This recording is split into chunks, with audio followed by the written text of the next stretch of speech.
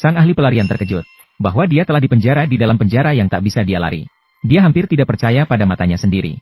Sel penjara ini tidak hanya memiliki dinding kaca transparan di keenam sisinya, tetapi juga diawasi oleh penjaga bersenjata yang memantau setiap gerakannya.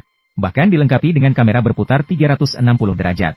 Bahkan pori-porinya pun terpantau dengan jelas oleh pusat pemantauan. Ini belum yang terburuk. Semua sel penjara dibangun menggantung, sehingga keahliannya dalam menggali tidak bisa digunakan. Yang lebih mengerikan adalah, seluruh penjara dikelola secara tertutup. Para narapidana di dalamnya tidak bisa membedakan siang dan malam.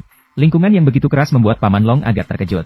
Dan saat dia merasa sangat putus asa, seorang pria seperti Elang memberinya harapan. Arno langsung melihat bahwa Paman Long tidak biasa. Bahkan dengan sukarela menanyakan apakah Paman Long membutuhkan bantuan. Yang membuatnya terkejut adalah, namun Paman Long mengatakan bahwa dia hanya ingin pergi ke sel isolasi. Arno belum pernah melihat permintaan seperti ini. Baiklah. Apakah kamu benar-benar membantuku seperti ini? Terkadang memukulmu adalah cara untuk membantumu. Kemudian, dua orang tua yang berusia total 140 tahun itu langsung terlibat dalam perkelahian. Penonton di sekitar juga dengan cepat ikut bersorak. Dan setelah petugas penjara keluar untuk menghentikan mereka, Paman Long akhirnya dikirim ke sel isolasi sesuai keinginannya. Namun yang tidak pernah terbayangkan olehnya adalah, sel isolasi di sini juga tidak biasa. Begitu masuk, sinar terang tiba-tiba meledak keluar. Hampir membuat matanya yang terbuat dari titanium buta. Yang lebih mematikan adalah, suhu di sel isolasi juga semakin meningkat.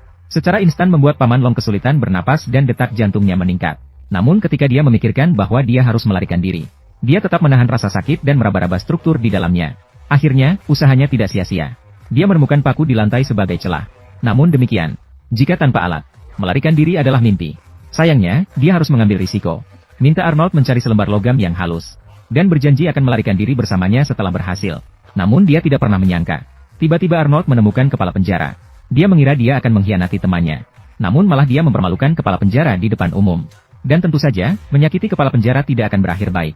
Kemudian dia ditindas oleh beberapa pria besar. Bersamaan dengan perintah dari kepala penjara, para penjaga penjara mulai memaksa air ke mulutnya.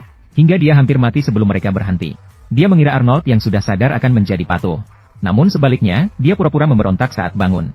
Sebenarnya, dia mengambil penutup saluran air. Dan begitulah dia berhasil menipu semua orang yang ada di sana. Ia justru berhasil menipu semua orang yang hadir. Setelah itu, Paman Long berhasil mendapatkan surat perintah. Dan akhirnya melepaskan kewaspadaan terhadap Arno.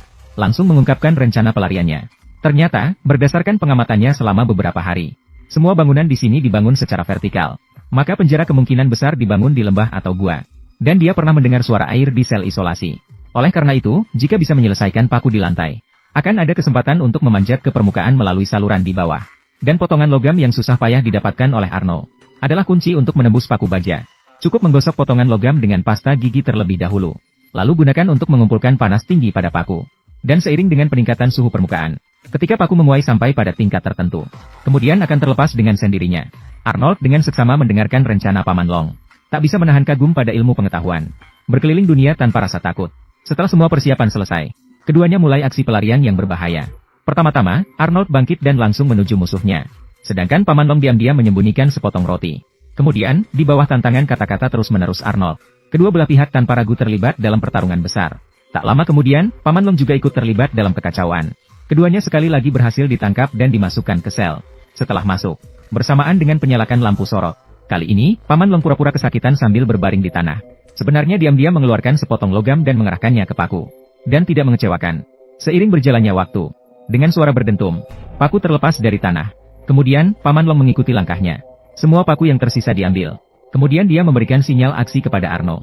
Kemudian Arno mulai berpura-pura gila, membuat keributan. Keributan segera menarik perhatian semua orang. Tanpa disadari, ini adalah kesalahan kecil.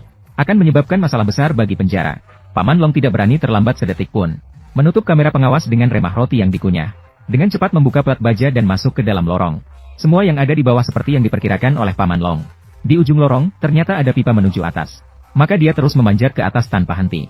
Namun, di tengah perjalanan, terjadi kecelakaan. Dia tanpa sengaja memutuskan satu kabel. Sambil percikan api bertebaran, dia meledakkan katup air. Tiba-tiba air memancar. Melihat cahaya kemenangan di depan mata, Paman Long tidak mempedulikan banyak hal. Harus mempercepat mendaki ke atas. Tapi dia tidak pernah terpikir. Saat dia dengan susah payah membuka penutup. Dengan penuh harapan saat dia muncul dari tanah. Namun dia langsung membeku di tempat.